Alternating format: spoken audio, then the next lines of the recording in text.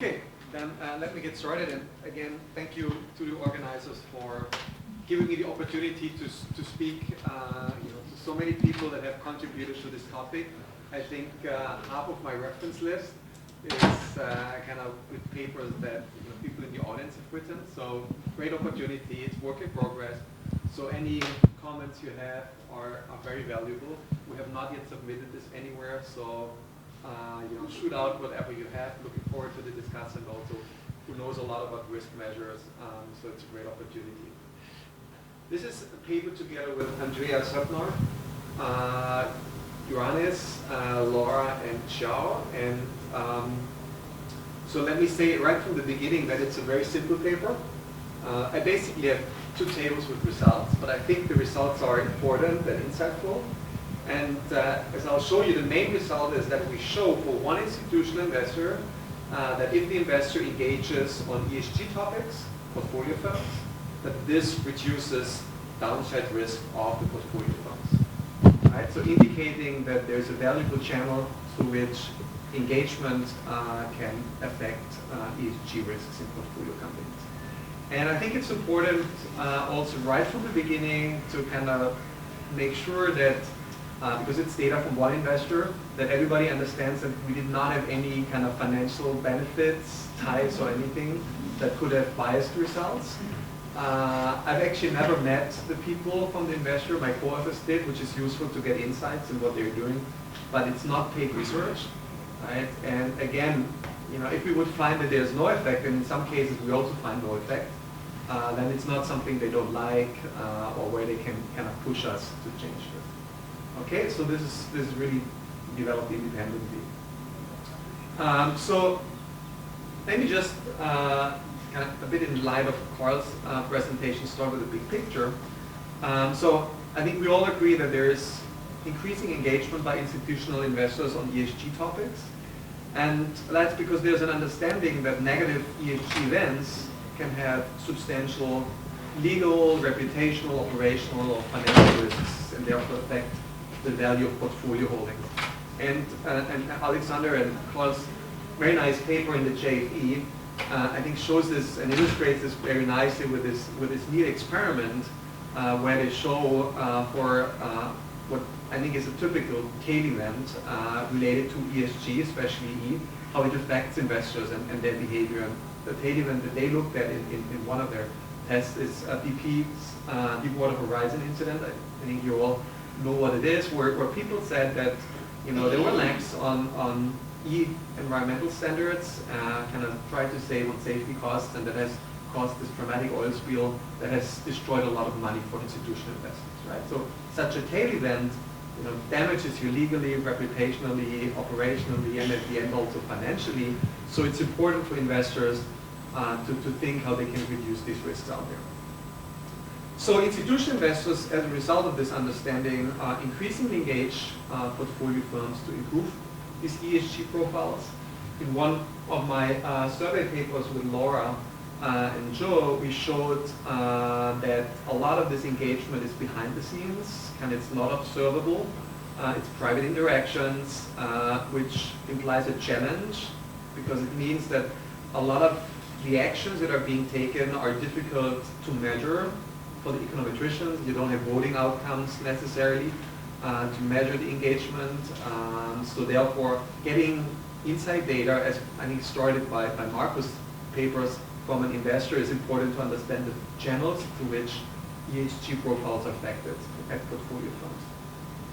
Right? And I think what we also say in our paper is that the kind of more public actions that you see, they're either undertaken by balanced type of investors, the hedge funds, that often want to have the public attention, or are only taken once the private engagements have not been successful.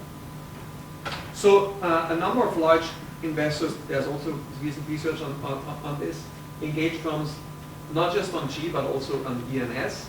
So there's Elroy Dimson's paper, and then also the new paper that was just presented here, kind of nicely showing the interaction of E and S, and of E and G. Right? So the question of the research paper here is very simple. Does ESG engagement reduce downside risk at portfolio firms? So there's quite a bit of evidence on the general relationship between ESG and risk. And so one of the first papers is Cole's paper, which shows firms that had better ESG policies performed better during the crisis. It's a trust story there, therefore also related to risk. Rui actually has a very nice paper doing both a model and empirical exercise where they show that a firm's effort to increase product differentiation through higher CSR differentiation, so ESG investment at the firm level, reduces firm risk. Right, so therefore kind of already also suggesting to us maybe there is a channel that we should find something if ESG profiles because of engagement by investors improve, that risk also goes down.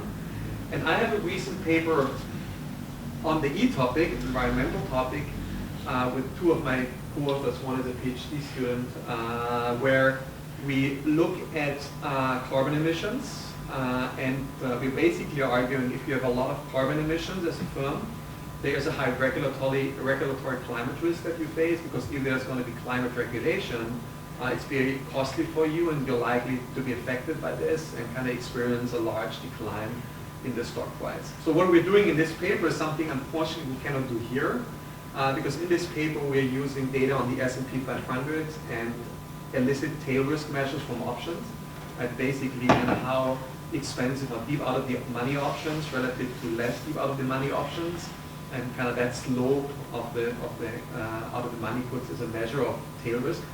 We can't do this. Maybe I'll discuss this with experts. Oh, okay. Good. So maybe we have still some ideas, because you're the expert on maybe other ways how we can get at this. So far we haven't been able, because as I'll show you, we have an international sample. So there are also lots of firms in there that don't have lots of traded options. So there are more papers on this, but again there is, as far as we know, correct that if you omitted or saw a paper, no evidence, direct evidence on how ESG engagement engagement by institutional investors on ESG topic affects downside risk. So let me give you a bit of a flavor of the data. So the data, we can publicly also state this, maybe we should also in the paper, is from Hermes Equity Ownership Services. It's a very interesting institutional investor based in the UK. And it's interesting because, so they represent institutional investors with about 500 billion of assets under management. And what they do is they invest their own money and invest or kind of engage on behalf of these institutional investors that give them the mandate portfolio companies. Right? So in a sense, it's an outsourced activist. So that's why we also call it assets under engagement advice. It's not their own money. Parts come from their own money, but it's a lot of money that other institutional investors give them so that they engage assets on their behalf. The investor provided us full access to its engagement database. It's very rich. So we have action reports, engagement activities, measures of success.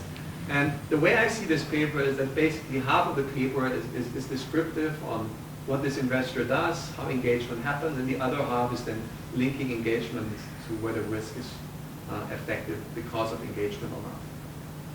We have about 1,700 engagements across 573 portfolio firms across a nice and long period of time. We stopped in April 2018, so some of the statistics later I'll show you reflect this fact, so we don't have full data for 2018. We've been working for a while on this paper because we also updated the database, and with more data that we could get on voting and so on. So if you have any ideas on what else we can do as long as it's feasible, we'd be very happy to incorporate it. So the investor is located in the UK. So nevertheless, there is engagement across many different countries of the planet. So there's a concentration in the UK and the US. But again, it's across many different countries where the investor is engaging. Portfolio firms with a team of 30 experts that used to work in consulting and other areas, and they speak many different languages, so they really go there and speak to the people and try to affect the way they think about the firm, think about ESG topics. So just to give you a bit of a feeling of what engagement is about. So they have ESG, as we think about it, environmental, social, governance, but they also have another topic area, which is strategy and risk. Capital structure, risk management is kind of falling under that category. And I think it's kind of informative to understand a little bit better what precise topics, and I'm going back to the examples idea, they're engaging on. So first of all, statistics across the 4 dimensions. So about 42%, 43% of the engagements are on G, governance.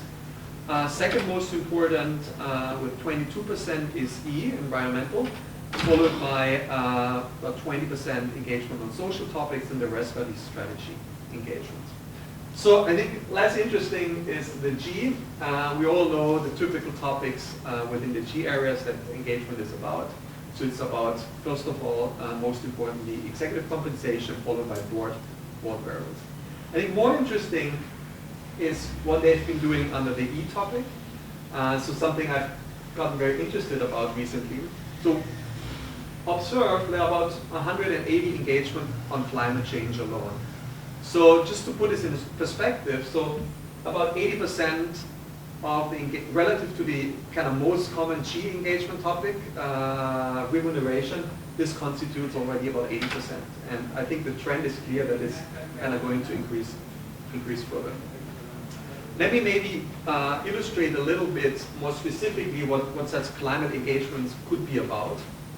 So it could be requesting from the portfolio firm that its carbon emissions are reduced, that its carbon emissions are consistent with the Paris 2-degree target.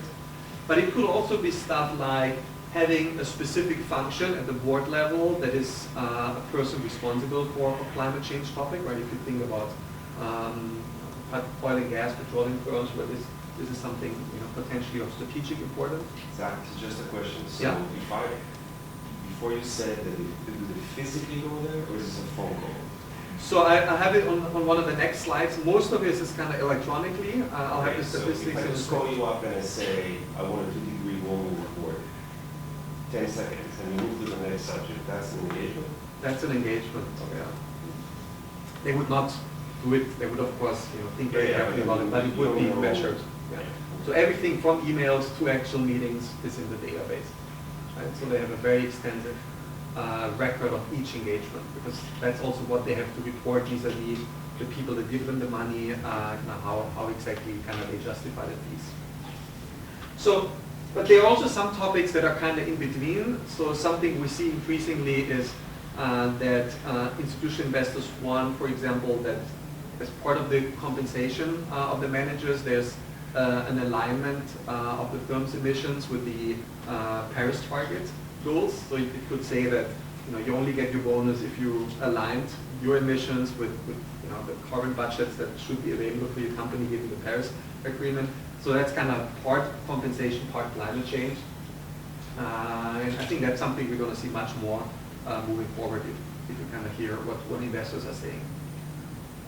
So this is showing number of engagements over time from the beginning to the end of the sample period. Again, at the end of the sample period in 2018, with only data until April, so that's why it's relatively low. So let me just highlight a few changes. Right? So governance, which is the most frequently used theme on engagement, has kind of spiked around 2012. That's gradually been increasing over time, stayed high, some changes here and there. But I think what's most interesting to see is how environmental engagement has evolved. So just 2 observations. So you see a spike in engagement on the environmental topic around the border horizon, kind of consistent with your paper that this is really something that affected massively how institutional investors think about risk. And there has also been a spike after the Paris Agreement has been signed in 2016, so it was agreed in December 15. So right thereafter, there's also been an increase in engagement on environmental topics. Right? I don't think there's anything kind of striking on the social and strategy engagement. So I think the most interesting feature here is that it seems that engagement on climate topic is also partially responding to kind of public attention to the issues. Right? something also we find in the paper I mentioned earlier. If there's more public attention to climate topics, because more people are Googling for climate change, then the effect of carbon emissions of firms is spiking. So just a quick question. Do these guys have the same, like you're looking over time, do they have the same, the Hermes have the same number of people that are asking them to do stuff over time? This is their engagements. So if they have less clients at the end, they're going to engage less than they have at the beginning. So does Hermes' underlying clients or the fees that they're generating, is that pretty much constant over this time?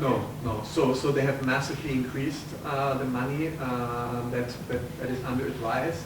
So therefore, of course, also some of the overall kind of trend in total engagements is driven by this. So probably we should also make this table relative in terms of percentages. Yeah, because there's an underlying change in terms of the intensity of activities. Yeah, so that's a good idea.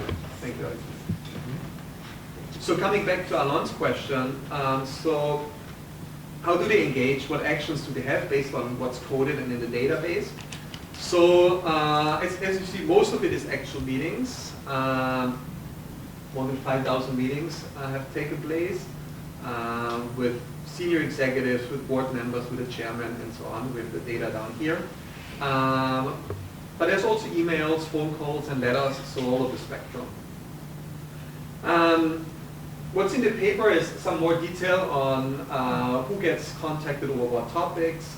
So mostly the governance topics are with the board or the chairman directly, while the E&S topics tend to be more with the investor relations department or the heads of the respective units. We haven't explored yet how this has changed over time. Probably there's an understanding that the climate topic is more and more a kind of top management board topic. So I guess there's an increase in that. So now what we want to do, of course, is try to measure success of engagements, because we expect that's something we're going to do. The effects of engagement or risk to be especially there where the targets, the objectives have been reached. So therefore, we're using a classification done by the investor to track the success of the engagement. So it consists of 4 milestones. The first milestone is basically when you're in the database, which is saying that an issue has been raised with the target company's management.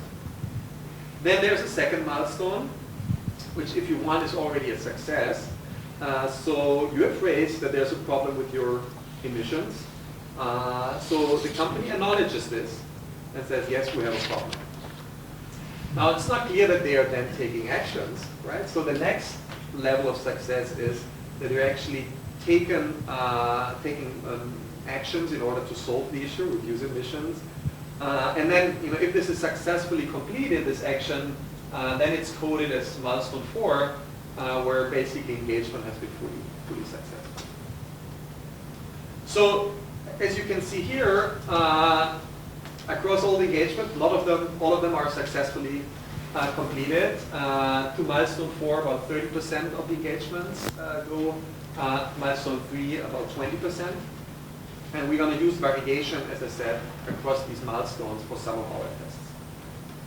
So we measure downside risk using the lower partial moment of the second order, kind of think of the variance, but only semi-variance below 0%. And we're using value at risk. So basically we're using monthly data. So here essentially the 5% value is at risk is kind of your worst return in a month. And for sure we can improve on some other measures as well. So we do 2 approaches. The first one is a simple difference in differences. So we identify control firms, compare the changes of risk of the control firms with the changes of risk of the treated firms that get the engagement, and see where the downside risk goes down. And we have an analysis that's more based on returns, where we try to measure whether your exposure to a downside risk factor changes. So let me give you a bit of a flavor. So we're trying to look at downside risk of targeted firms before and after engagement.